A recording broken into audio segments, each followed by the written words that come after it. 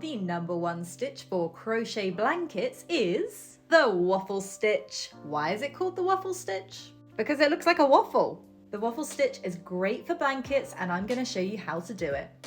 So I started with 14 chains and we're going into the third chain from the hook. So yarn over, go into that third chain from the hook, and we're doing a double crochet. Now we're going to be doing these double crochets all the way along the first row. Nothing special about this, so we're just doing double crochets all the way along. Now chain 2. Once you've chained 2, turn your work, and we're going to be doing a double crochet into this first stitch here. So yarn over, do your double crochet. Bear in mind I'm using US terminology here for those of you who are confused by my British accent.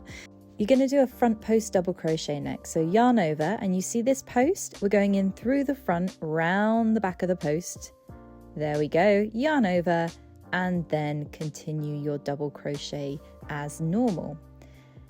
And then turn your work slightly to the front, and you can see that that stitch is the front post double crochet that we've just done. So you're going to essentially skip that and go into the next one. Do a double crochet, just a normal double crochet here. And then we're going to do another double crochet. Lots of double crochets.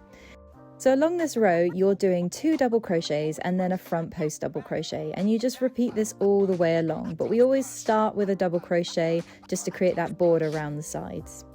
When you're at the end of your row, chain 2 and turn your work. And as I said before, we always start with a double crochet just to border the sides of this work. On this row, we'll be doing 2 double crochets. So straight into that next stitch, we'll do another double crochet. Let's finish that off. And now we're going to be doing 2 front post double crochets. So let's yarn over, do the front post double crochet. I've sped things up here a little bit just to get through 2 front post double crochets. And then we'll do a normal double crochet. So into that next stitch. So this row, we're doing 2 front post and then 1 normal. So now we're going back to the front post rather than the normal. So 2 front posts and 1 normal, and then 2 front post again. So essentially we're alternating between the double crochets and the front post double crochets in order to create this finished look. If you enjoyed this tutorial, make sure you give it a heart and follow along for more crochet tips you didn't know you needed.